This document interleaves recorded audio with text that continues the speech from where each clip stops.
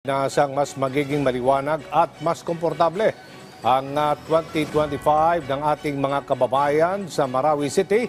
Ito dahil pinag-utos di Pangulo Ferdinand R. Marcos Jr. ang pagkumpleto sa access sa tubig at kuryente sa lungsod.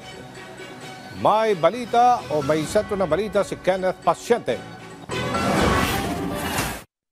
Inatasan na ni Pangulong Ferdinand R. Marcos Jr. ang Office of the Presidential Advisor for Marawi Rehabilitation na mas paigtingin pa ang mga hakbang para sa pagsasaayos ng Marawi City.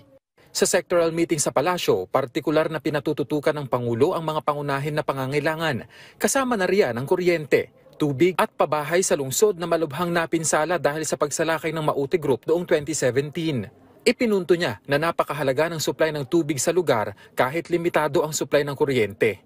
Ipinaliwanag naman ng OPAMR na nagkaroon lang ng delay sa pagpapatupad ng bulk water supply project ng Local Water Utilities Administration o LWUA dahil sa legalidad nito. Tinutugunan na ito ng pamahalaan at nangako na rin ng LWUA na tatapusin ang proyekto bago matapos ang taon.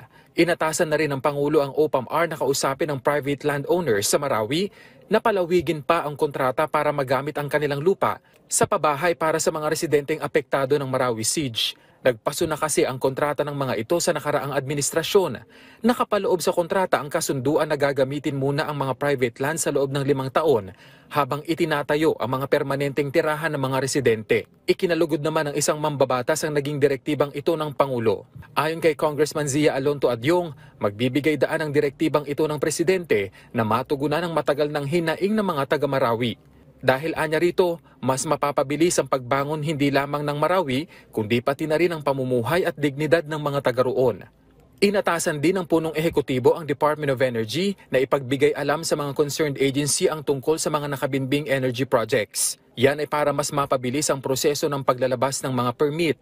Inatasan din niya ang DOE na pabilisin ang integration ng application at permitting processes ng lahat ng kanilang proyekto sa ilalim ng Energy Virtual One-Stop Shop o EVOS, para mas streamline o mapabilis ang mga energy project application.